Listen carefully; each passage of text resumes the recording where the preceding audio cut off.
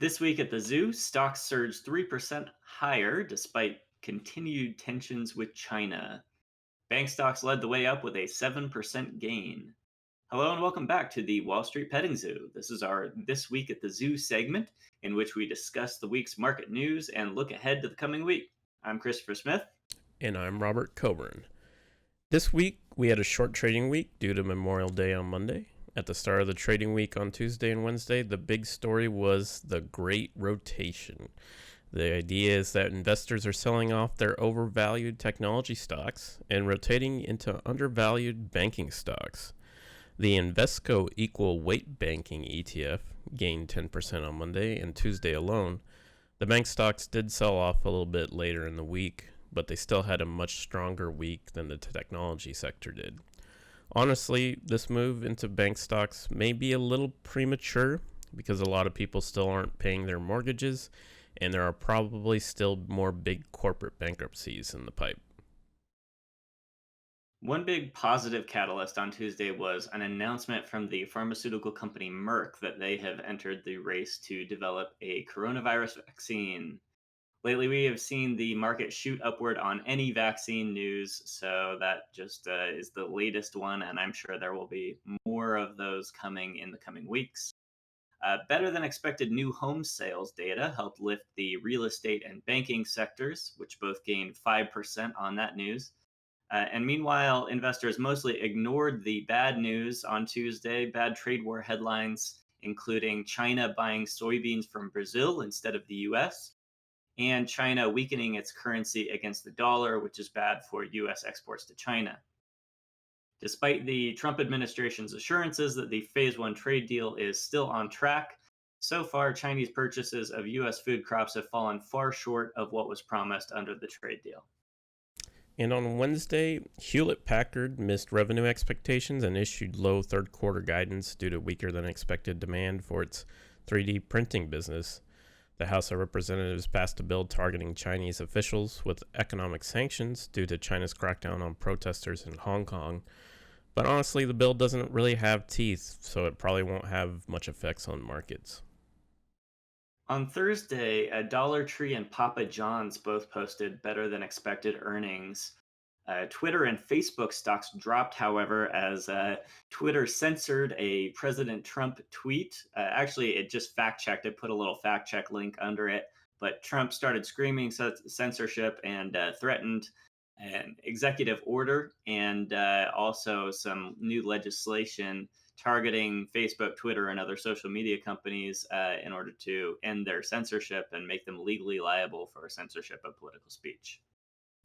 Yeah, and we also got a bunch of economic data on Thursday, most of which was pretty positive. The government revised its first quarter GDP numbers down a little bit, so that was bad. But durable goods orders and core capital goods orders for April came in much better than analysts expected, which means that manufacturing demand is starting to come back. New jobless claims were about in line with analyst expectations at about 2.1 million. But the new jobless claims were more than offset by a big dip in continuing jobless claims, which fell by about 4 million this week. It was the first time in 9 weeks that continuing jobless claims dipped, which means that jobs are finally starting to return to the economy. So overall, the economic picture is starting to look pretty good. Yeah, it definitely improved this week. Although we got more economic data on Friday that didn't look quite as good as the numbers we saw on Thursday. Personal income for April actually increased by 10% over the previous month because of the stimulus checks, and the savings rate jumped by 33%, which means Americans have more money in their bank accounts. However, consumer confidence came in lower than expected, and so did consumer spending. So it looks like people are holding on to their stimulus. They're hoarding that cash because they know they may need it later this year, having lost their jobs. Wages were down pretty significantly for the month. I think we were down about 8% in April for wages, even though income was up 10% because of those stimulus checks. So folks are, they've got cash, but they're not spending it. And the market dipped on Friday ahead of anticipated remarks from Donald Trump about how the U.S. will respond to Chinese aggression against protesters in Hong Kong. But his remarks ended up being a bit of a nothing burger. We're pulling out of the World Health Organization, which has been one of his hobby horses lately. And we're also rescinding some of Hong Kong's special trade privileges, but nothing really directly targeting China. So it was kind of a token response to what China has been doing in Hong Kong. And stocks surged after his speech and ended the day much higher on optimism that there won't be any kind of new trade war happening as a result of this whole Hong Kong thing. Let's talk stocks that we watched this week. Robert, what were you watching? So this week, I was watching Disney, and it opened strong at the beginning of the week before falling back down at the end of the week. Disney has been able to somewhat offset its park closures, with Disney reporting about 50 million plus subscribers. Some analysts still think the valuation of Disney is still too high, but if you are trading short term, any solid dates announced for the park's reopening, that will probably most likely result in the stock to rise, not long term, but just a small bump. So if you're looking for short gains, it's probably a good place to look. What stocks were you looking at this week, Chris? Well, last week I called out Intel and Applied Materials as two of my favorite technology stocks right now. Semiconductor stocks generally beat the market, and both of these stocks are still at pretty good valuations for semiconductor companies. Most of them are, 4 times more expensive than these two. So these are the two that I am watching for like a really nice opportunity to buy in. I've only got small stakes right now, but I am going to be watching over the next month or two for opportunities to buy cheaper, add to my position cheaper. Let's talk stocks that we are watching this coming week. Robert, what are you watching? So this week I'll be watching Take-Two Interactive. In their latest quarterly earnings, they stated that they have a marketing budget of 90 million, which have a lot of people speculating this means that they will be pushing GTA 6 soon. GTA 5 has been a big cash cow for Take-Two, making over an estimated $6 billion since its release, and that was 7 years ago since the last release. So it appears Take-Two is trying to strike gold twice in this instance by they're going to really push hard to get GTA 6 known to the masses and get them on board with the new system. I can only imagine if GTA 5 had that much success and they've had a lot bigger time frame between games this time, it can only, like, the sky's the limit at this point, but time will tell to see if they can strike gold twice. It's really hard for gaming companies nowadays to repeat past success, and I think it's going to be a hard sell for GTA 6.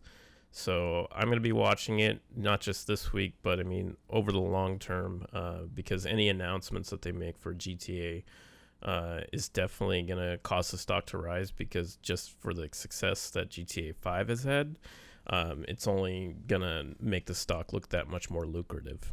What about the stocks you're watching this coming week?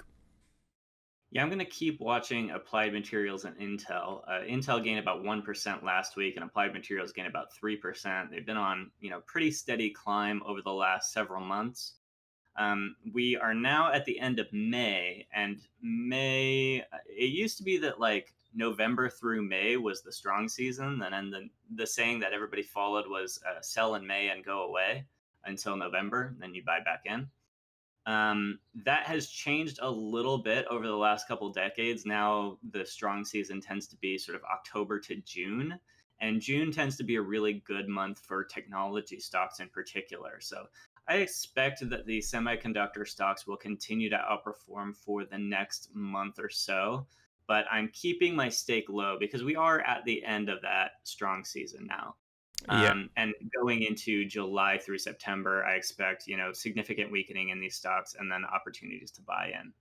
What were you going to say? Yeah, the with the technology stocks, I'd be really cautious about it, because I've read reports over the last coming weeks about the IT sector in businesses cutting about, I think it's about $300 billion in the industry over the next year. So we may see long term more tech sector stocks start to dip a little bit as companies seek to kind of hold close to the wallet to make sure that they're not spending more money than they should be. I've seen reports of companies actually going back to if they leverage an IT service to support their business, they've actually been going to those businesses and asking for rate cuts up to like 60 to 90% off what they normally charge. So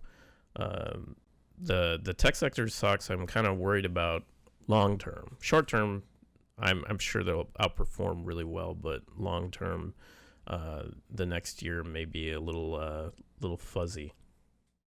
Yeah, it's kind of a mixed environment because the consumer stocks like Apple, iPhones, and cell phones and so forth, those are a major market for chip companies, but it's likely that consumer demand for those sorts of products will fall off a bit over the next few years because of the loss of so many jobs.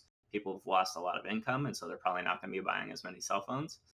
But on the other hand, with possible continued quarantine and people doing a lot more work from home, there's been really strong demand for like cloud space, for data centers, and that sort of thing. And those are another major market for chips. So they've seen really strong like data center demand during the whole quarantines and everything, the lockdowns.